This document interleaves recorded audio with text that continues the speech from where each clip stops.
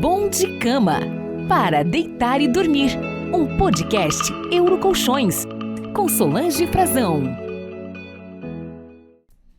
Oi, pessoal! Como vocês estão? Eu tô ótima, graças a Deus. Ainda mais sabendo que vocês estão por aqui com a gente, eu fico muito feliz. Obrigada pelo carinho. E por isso, antes de qualquer coisa, queremos desejar as boas-vindas ao nosso podcast Eurocolchões. Bom de cama, para deitar e dormir. Para quem ainda não sabe, essa é uma iniciativa Eurocolchões e tem como objetivo levar para você o máximo de informações sobre o sono, saúde, bem-estar. Coisa melhor? Não tem não, né? Então vamos falar dos nossos convidados de hoje? Vamos, eles já estão aqui. Temos a doutora Mariane Iui, médica, otorrino, especialista do sono, e o doutor Rafael Balsalobre, que é especialista em ortodontia, com certificação em odontologia do sono. Meus queridos, sejam bem-vindos ao nosso programa. A gente tem ajudado muita gente, eu tenho certeza que hoje a gente vai estar assim colaborando, né, com a saúde das pessoas em casa, né? Isso é muito gostoso, né, gente? O tema da nossa conversa: os monstrinhos do sono. Sabe quem são? O ronco e a apneia. Oh, meu Deus do céu. Eu estava comentando com eles aqui. Eu, quando pequena, meu pai, gente, roncava. Mas roncava que o vizinho reclamava. 2 casas depois. Imagina a gente lá, né? Minha mãe ia pro meu quarto, a gente fechava, a gente colocava a toalha assim embaixo da porta, tapava o ouvido com... e era aquele ronco, né? Mas depois a gente foi descobrir que era o cansaço. Então, assim, tem muito a ver com essas coisas e a gente vai discutir isso aqui hoje, né? Tem muito a ver com o cansaço, a exaustão do trabalho. Meu pai trabalhava muito e depois que ele começou, né, melhorar os horários de trabalho e tudo mais, ele melhorou, assim, continua roncando, tá, gente? Mas menos. Vamos saber direitinho.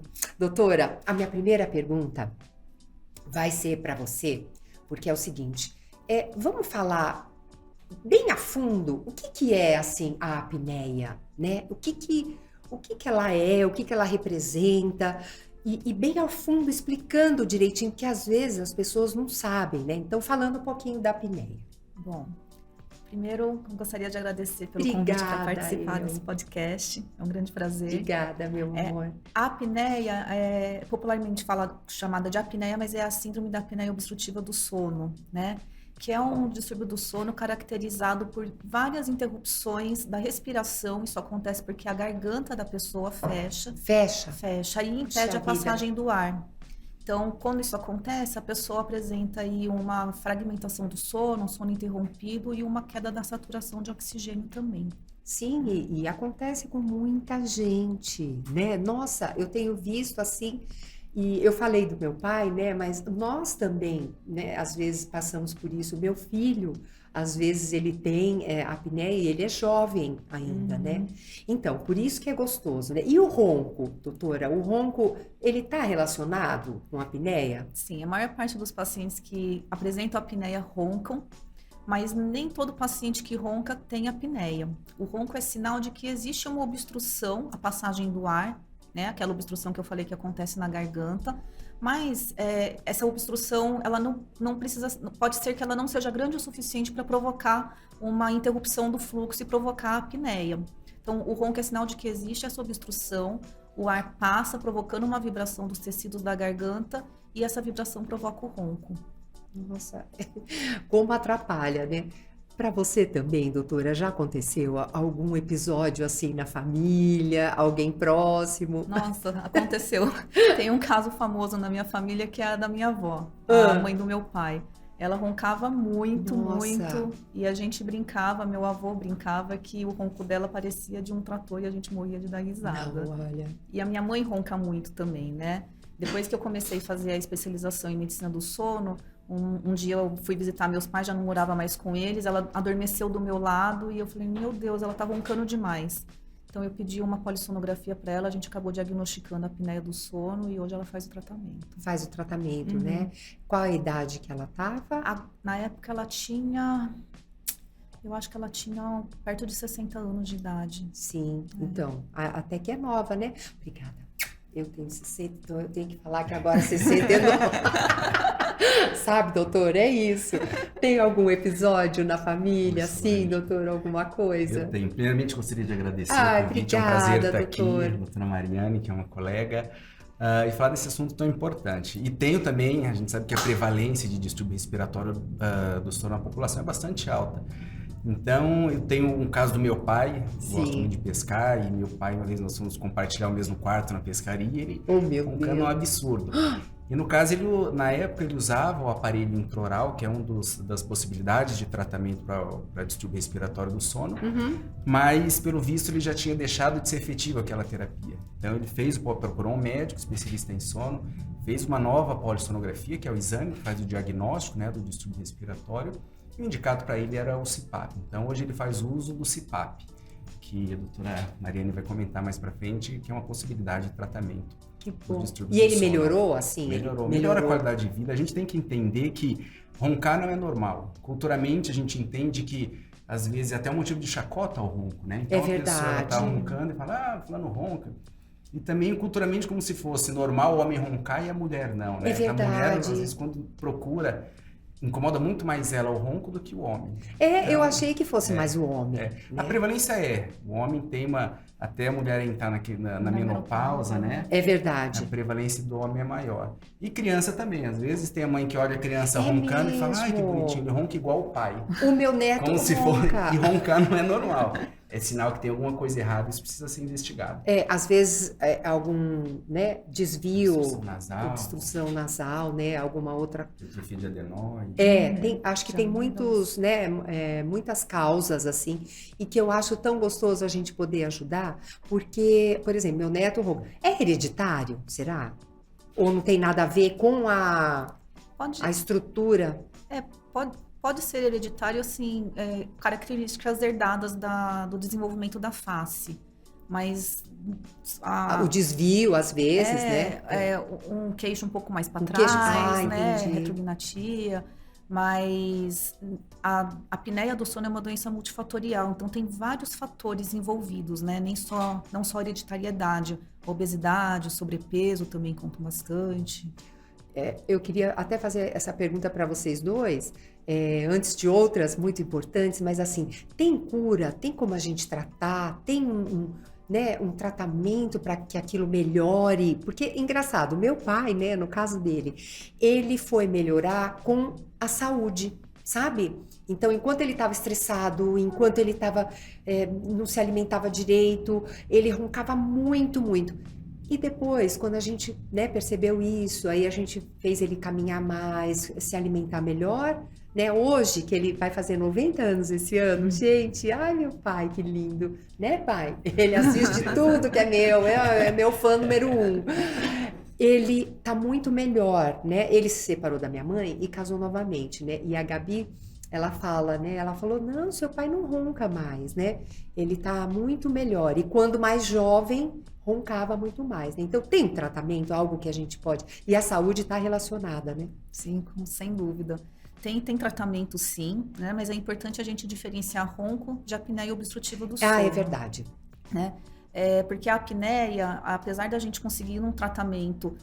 fazer com que a pessoa deixe de ter apneia, né? Por ser uma doença multifatorial, pode ser que com o envelhecimento ela volte a apresentar a apneia novamente. Então, eu não gosto de falar assim de cura, né? A gente consegue um bom controle. Agora, o ronco, se não estiver associado à apneia, também, né? A gente consegue um controle, uma melhora do ronco, mas pode ser que com o envelhecimento ele comece a ter uma maior flacidez dos tecidos aqui da garganta e ele volte a roncar. Também tem muita relação com variação do peso. Seu pai perdeu peso nesse período? Perdeu, mais de 10 quilos, então foi bom. O sobrepeso e a obesidade são os principais fatores de risco para o desenvolvimento de ronco de apneia. Porque por causa da gordurinha aqui? Isso. Ou não? Ou por causa do sistema do organismo? Conjunto, né? Mas se a pessoa está acima do peso, a garganta também fica mais estreita e até a língua aumenta de volume. Nossa, doutor. Tem estudo que mostra que tem gente que tem em estudos histológicos, né? Eles com exame de ressonância magnética mostrando que tem gente que tem uma tendência a ter um acúmulo de tecido adiposo na base da língua. Então, se aumenta o volume da língua, ele toma um espaço no calibre da via aérea. Então, limita o calibre da via aérea. E quando o paciente ele começa a dormir, principalmente nos estágios mais profundos, é comum ter um quadro de atonia muscular maior, existe uma tendência maior de ter essa obstrução da via aérea. É importante falar também, né, Mari, que existe fatores como a bebida alcoólica, pode favorecer o ronco e a apneia, relaxante muscular, remédios, os benzodiazepínicos, são indicações que aumentam o relaxamento muscular e tudo aquilo que favorece um quadro de relaxamento muscular, de atonia muscular, tende a ter esse quadro de, se a pessoa já tem uma predisposição, né, a aumentar esses eventos obstrutivos durante o sono. Será que tem um exercício para o pescoço? Pra gente, porque, por exemplo, você vai fazer abdominal, você usa, né, a musculatura. E é bom deixar a musculatura mais forte do pescoço, doutora? Isso não é tem, bom sim. É bom? Ai, que bom. Então a minha tá boa. Existe, né, algumas terapias com alguns estudos mais recentes. Inclusive o Brasil é pioneiro nesses estudos, alguns estudos com fonoterapia. São as fonoaudiólogas que trabalham essa musculatura da faringe numa tentativa de deixá-las mais tensionadas. E com isso evitar o calabamento. Então você reduz o volume da língua, principalmente de línguas que são mais relaxadas, você consegue ter um tônus maior. E com isso você consegue melhorar a questão de ronco, quadros mais leves de apneia. E não tem nada a ver com problemas do coração, né, doutora? Não, tem. Não é o problema do coração que provoca isso, mas a apneia pode provocar os problemas do coração. Nossa. Né? É um paciente que tem arritmia, por exemplo, se ele tem arritmia e tem apneia e não faz o tratamento da apneia, ele tem um risco assim, de mais de 80% de ter uma recorrência da arritmia. Então, é importantíssimo tratar um distúrbio do sono para prevenir o que a gente chama de desfechos negativos, né? Que são esses eventos perigosos para a vida. Arritmias, infartos, AVCs. Então, meu pai até que ele tem apneia, né? Mas como que ele controla? Ele põe o travesseiro mais alto, né? E dorme mais de lado. Isso funciona? Esse tipo de... né, doutora? Ajuda? Pode ajudar em alguns casos, sim. Tem algumas pessoas que têm um predomínio da apneia quando elas deitam de barriga para cima. Então, deitar de lado pode diminuir a gravidade, o número de eventos por hora. Sim. E pode levar à morte? Porque é uma preocupação, né? Às vezes, quando, por exemplo, meu pai agora, né, mais idoso, ele vai em casa e faz aquele cochilinho. Pai, eu tô falando muito de você, mas não é mal, não, é bom. Que aí fica um exemplo, né? Mas assim, aquele cochilo depois do almoço, então às vezes ele joga a cabecinha assim para trás, né? E para a respiração. Aí aquilo me dá uma agonia. Aí de repente volta com o barulho do trator, ligando o trator e o trator não pega, aí vai. E aí pronto. Mas aquilo me dá um medo, né? Se isso pode causar uma parada respiratória, enfim. É muito angustiante para quem assiste uma pessoa com apneia, né? Tem gente que tem medo de morrer durante o sono por parar de respirar. Isso realmente assim, não acontece, né? O nosso corpo percebe que tem alguma coisa e reage, e é isso que acaba provocando uma superficialização do sono, e o paciente que tem apneia reclama mesmo disso, né? Ele tem a sensação de que ele não aprofunda o sono, porque toda hora ele fica acordando porque ele para de respirar. Mas pode acontecer uma arritmia mais grave, um infarto durante a noite provocado por uma apneia, e isso sim pode levar à morte. E os principais sintomas, né, desses episódios são esses mesmo? Que a gente sabe, é o ronco, né, a parada de respirar, ou tem alguma outra coisa que a gente pode observar? Que a gente tem que ajudar, né? Às vezes é um parceiro, às vezes é alguém que a gente conhece, né, doutor? E a gente não sabe, mas é só isso, só esses sintomas? Já são boas evidências, né, o ronco e a apneia. É verdade. Mas a pessoa que tem apneia, ela também pode apresentar um aumento da sonolência diurna, maior irritabilidade, essa sensação de que dorme, mas não descansa. A pessoa reclama também de que tem um sono mais superficial, que ela não aprofunda. E a qualidade de vida dela, né? Tá diretamente ligado. Se a gente parar e pensar que a gente passa, se a gente dormir em torno aí de 7 a 8 horas por dia, né? Esse período de sono, isso é 1/3 do nosso dia. Se a gente Verdade. viver 90 anos, como seu pai, né, Solange, Nossa, praticamente ele dormiu aí em torno de 30 anos na vida dele. Então não dá para a gente desconsiderar que o sono tem uma importância muito forte na nossa qualidade de vida. muito. Então, uma pessoa que dorme mal, é o que a doutora Mariana estava falando, é uma pessoa que ela acorda cansada, ela não tem disposição para fazer uma atividade física, ela tem déficit cognitivo, tem déficit de memória. Então, isso, ela vai para um programa social, por exemplo, ela vai num restaurante, ela está sonolenta, ela vai no cinema, ela dorme, ela está participando de uma reunião no trabalho, ela está sempre sonolenta, então cai produtividade. é verdade. Então, isso é fundamental a gente dormir bem para poder ter uma boa qualidade de sono. Existe um aparelho que a gente possa usar, doutor, para melhorar isso? Existe, né? O padrão ouro para tratamento do distúrbio respiratório do sono é um aparelho que chama CPAP. É um aparelho que ele pega ar ambiente, ele pressuriza com aquele ar e envia para dentro da via aérea, como se fosse uma máscara de inalação. No entanto, ela fica vedada ao redor do nariz ou do nariz Então e você boca. dorme com isso? Dorme com isso. Sim. Esse é o padrão ouro. Uma alternativa ao CPAP é o aparelho intraoral. É essa área que o dentista ele trabalha dentro da odontologia do sono. Então, são aparelhos que o paciente ele vai usar para dormir, é como se fosse duas placas de bruxismo, que vai manter a mandíbula dele levemente avançada. Então, como ele dorme com a mandíbula um pouquinho avançada, esse aparelho vai impedir ele de abrir a boca durante o sono e com isso a via aérea dele fica liberada. É o De mesmo fazer isso, né? de abrir Que ele ronca abrindo a boca. A cena clássica de quando tem alguém roncando, a pessoa dormindo de barriga para cima, com a boca aberta, É verdade. E o queixo para trás. Intuitivamente a gente cutuca essa pessoa e fala, ó, vira do lado, porque às vezes dá uma melhorada. Pronto. Por que melhora? Porque quando ele vira de lado, a própria gravidade lateraliza a mandíbula. Sim. Uma vez que eu estou dormindo com um aparelho que mantém a mandíbula avançada, Assim, né? libera a via aérea. Exato. E vale ressaltar que esse aparelho ele não tem como propósito promover uma alteração definitiva da posição da mandíbula. Isso é bom Senão falar. todo mundo ficaria com a mandíbula. Bebe água na cachoeira. Exato, chover. Então, a ideia é acordar, você remove o aparelho e a mordida volta ao normal. É um aparelho que é usado só para dormir. Entendi. E, por outro lado, isso aí, como não tem um objetivo de promover uma alteração de posicionamento da mandíbula de maneira definitiva, toda vez que ele vai dormir, ele tem que usar o aparelho, como se fosse um óculos. À noite que ele dormir sem aparelho, ele volta a roncar e ter apneia. Muito interessante esse aparelho. É uma coisa nova, doutor? Não, os estudos começaram nos Estados Unidos na década de 80. Então, a gente tem aí quase 40 anos de estudos com bastante evidência científica. Então, a gente tem um respaldo científico muito forte para trabalhar com essa área. No Brasil, há uns 20 anos que a gente começou a trabalhar com essa área. Mas ainda... As crianças podem? No tratamento da criança, o que compete ao dentista fazer, a gente trabalha sempre associado a toda essa área, né? Com o médico, com o fonoaudiólogo, com o fisioterapeuta.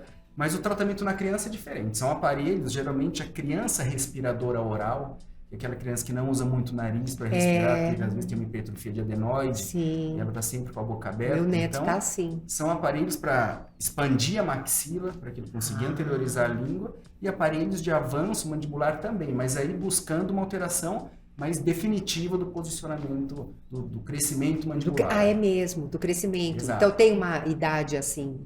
Na criança, o ideal é a gente começar a tratar a partir dos 6 anos. Dos 6, tá. E até com que ela finalize o pico o crescimento dela. Então, a gente consiga ter essa ação antes do pico de crescimento dela. Ótimo. Nas meninas em torno de 12, 13 anos e menino em torno de 13, 14 anos. Tá, e aí pronto. O adulto pode já usar, né? Pode usar. Pode usar. A gente sabe, olha, eu tenho aqui um estudo da Unifesp que diz que 76% dos brasileiros são afetados por problemas do sono, né? E os principais distúrbios é o ronco, com 25% dos brasileiros. Eu achei um número tão grande. É muita gente, né? Para a gente poder pensar assim, nossa, 25%, né? E nós aqui do Brasil, comparado com outros, né, países, outras culturas, e nós somos um número maior em porcentagem ou não, doutora? Ou isso não tem nada a ver? Falando da população em geral. Não, nós não somos um número maior, mas a gente tem uma prevalência bem alta, né? Tem um estudo famoso que saiu da Unifesp também, né? Foi publicado em 2010, se não me engano, 2008. encontrou uma prevalência de quase 33% de apneia do sono nos adultos da cidade de São Paulo. Puxa vida, meu Deus, é muita gente. É muita gente, mas essa prevalência aumenta, né, de acordo com a obesidade de cada país. E sabe o que eu fico pensando às vezes, né? Por isso que é bom a gente estar aqui com essa iniciativa tão bacana falando disso, porque às vezes a pessoa não sabe. E se ela mora sozinha, né? Pronto, como ela vai descobrir? E se ela é uma pessoa ignorante, né, não entende sobre isso? É comum, o problema do distúrbio respiratório do sono é que ele vai surgindo aos poucos. A pessoa difícil, ela não passa a ter apneia do dia para a noite. Então, muitas vezes está relacionado ao envelhecimento, ao ganho de peso, que vai acontecendo de maneira gradual. Muitas vezes ela começa a associar aquele cansaço, a fadiga durante o dia, que é decorrente da apneia, né, mas ele acha que aquilo é do trabalho. Fala, não, porque eu trabalhei muito, estou cansado. E então ela perde o parâmetro do que é dormir bem. E geralmente, então, por isso a dificuldade de reconhecer. Que ela associa aquele cansaço, aquela fadiga diária ao trabalho. Ela fala, não, dormi pouco. E cada vez mais, de fato, a gente dorme menos, porque a gente tem mais estímulo de luz, de trabalho em casa, de celular, de computador. O que a gente faz, então? Eu acho que a gente poderia, né, assim, concluir falando que como a gente ajuda, né, essa pessoa a perceber, porque só esses sintomas durante o dia é muito pouco, né? Ela não só na performance, né, dela no dia seguinte. Que mais? Vocês dois falando, ai, que coisa boa. O que a gente pode indicar, né, como um sinal para ela procurar um médico? Eu acho doutora, que a presença de ronco, né, que nunca é normal. A presença do ronco.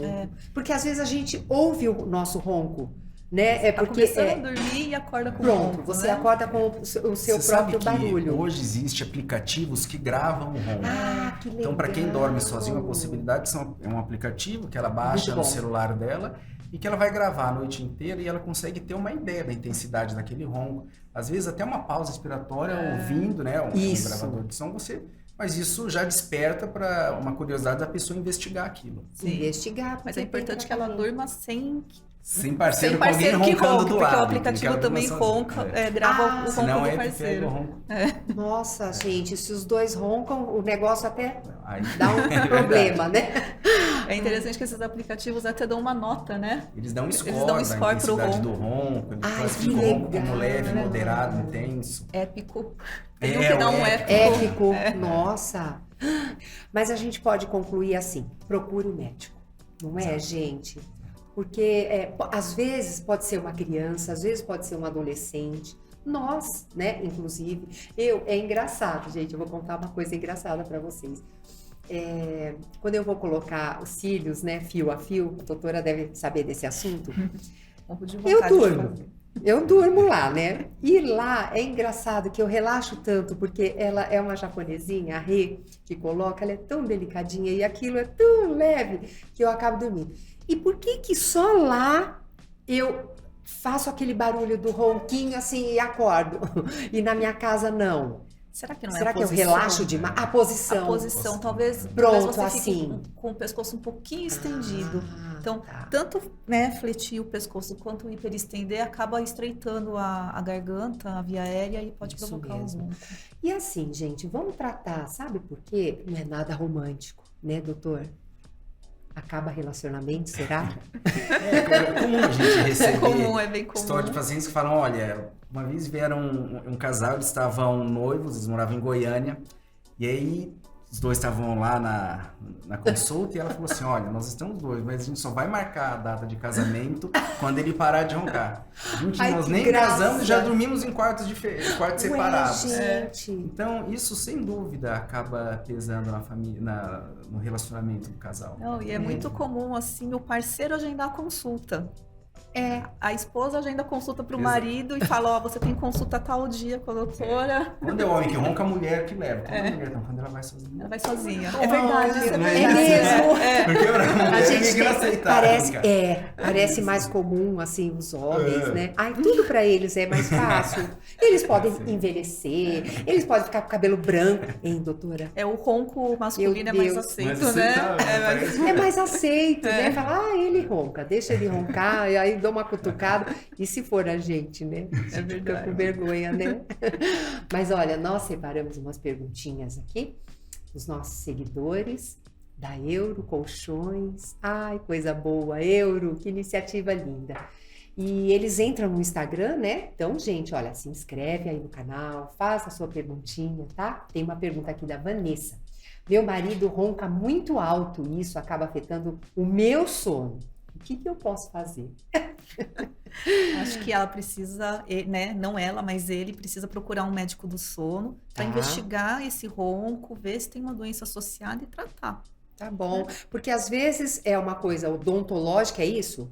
E às vezes é algo... Na verdade, Solange, o caminho é assim, sempre que o paciente tem algum distúrbio respiratório, essa é uma área médica, então é o médico que faz o diagnóstico. o médico indica para vocês. Então, e aí o médico, baseado na gravidade, e se aquele caso é um bem selecionado, aí o médico vai encaminhar o dentista esse paciente, que já vem com uma polissonografia. Por exemplo, com a doutora Mariana, se é um paciente que tem uma alteração anatômica de nariz e que isso vai estar influenciando na questão do distúrbio respiratório do sono, ele vai passar por um procedimento cirúrgico quando tem indicação. Tá. E se perpetuar um quadro ainda, aí ela encaminha, se for o caso, para o dentista. Mas o contrário também é verdadeiro, né? Tem muitos pacientes que nos procuram. Ah, é mesmo? Mas é sempre interessante que o dentista encaminhe depois para o médico. O médico o importante porque- é que o acompanhamento seja multidisciplinar, né? Que a Seja. gente trabalhe como uma equipe. Tem que ser um especialista no sono? É melhor? O ideal é que O seja, ideal né? seja. Mas se um médico generalista atende um paciente que tem uma queixa dessas, aí ele pede uma polissonografia e vindo uma alteração ele encaminha. Não, perfeito. Viu, querida? Não vai desmanchar o casamento. Tem salvação. Tem salvação. A Cristina perguntou: tenho rinite, sinusite e desvio de septo. E a minha respiração, e da maioria das vezes, é pela boca. Além de gerar ronco ao dormir, a cirurgia de correção de septo me ajudaria? É uma pergunta, né? Se ajudaria essa cirurgia ou se ela deveria procurar um alergista? A cirurgia vai ajudar a melhorar a qualidade de vida dela, né? Mas não necessariamente isso vai se refletir numa melhora do ronco, infelizmente, né? Sim. Ela pode respirar melhor, mas ainda assim continuar roncando, porque o problema do ronco está principalmente na garganta e não no nariz. Não no nariz. Claro que uma obstrução nasal pode piorar pode isso, piorar. né? Mas infelizmente, assim, os estudos mostram que a pessoa que depois que passa por uma cirurgia de correção de desvio de septo, ela não necessariamente vai melhorar do ronco. É uma porcentagem muito pequena que melhora. E se ela tem sintomas alérgicos intensos, vale a pena também, em paralelo, conversar com um alergista. Conversar, né? Porque às vezes, quando a gente tá com um resfriado, né, com uma alergia, alguma coisa atacada, a gente tem e às vezes não é nada, é só durante aquelas crises, né? Aí acaba passando. Ai, que gostoso receber vocês. Vocês são bons de cama, dormem, aquele soninho bom, Meu marido doutora? fala que eu sou especialista em sono, assim, Profundo. profissionalmente e em casa, porque eu durmo muito bem. Ai, que bom, doutora. Tenho sorte. Ai, que bom. Eu acho que a gente tem que... o sono, como eu lido, né, com a saúde, eu acho que o sono é também um hábito, né? Mudar os horários e você investir naquele momento que você vai dormir. Então, deixar o celular, apagar a luz, né? Aqueles todos os detalhes. Você dorme bem, doutor? Eu durmo sim, tenho sorte, Tô bom. dormindo melhor agora que minhas crianças têm 2 filhos, estão mais velhos, Nossa, estão acordando tanto durante a noite, a gente tem que estar conversando disso. Nossa, Eu tenho 2 bebês em gente. casa, meu sono não tá muito tranquilo então. ultimamente. Mas Eu entendo. É isso que você falou, Solange, da questão de se programar para dormir, a gente chama mais de higiene do sono. Então, é evitar a Muito. tela, é você deixá-lo uma luz mais baixa, fazer uma leitura, evitar... Criança e adolescente que fica em videogame, tudo isso acaba deixando a pessoa estimulada. Mais agitada. Celular, né? Celular, uma alimentação mais leve antes de dormir. Então, Verdade. é como se nós fôssemos, de fato, nos preparando para o sono. Tirar a televisão de quarto. do Isso, quarto. muito Então, o lugar bom. da cama é para morar e para dormir. É A gente verdade. tem que ter essa associação. Essa com o associação, quarto. essa consciência, né? Para que a gente possa melhorar a nossa qualidade de vida, porque tudo isso é para melhorar a qualidade de vida e até mesmo a performance em tudo, né? Eu gosto de falar de performance porque performance é tudo, né? A física, mental, espiritual, né? Eu gosto muito também das orações antes de dormir, sabe aquela, né? Então, a minha filha que tem bebê pequenininho também, as minhas 2 filhas, né? Meus 4 netinhos lá pequenos. E elas reclamam, ai mãe, tô acabada, olha a minha cara. Eu falo, começa a ler, a fazer oraçãozinha, porque tem a Bíblia de bebê, né? E aí começa a conversar, assim, de uma forma mais... E isso tem ajudado, né? Bastante. Ai, que programa bom, maravilhoso, gente. Bom, se ficou alguma dúvida, manda a sua pergunta aqui pra gente, tá? Agradeço vocês dois. Esse foi mais um bom de cama para deitar e dormir em paz, né, gente? E espero que vocês tenham gostado. Inscreva-se aqui no nosso canal para acompanhar todas as novidades, tá bom? Nos vemos, hein? No próximo episódio. Um beijo gostoso e, ó, boa noite de sono para vocês aí, meus amores. Muito obrigada, viu?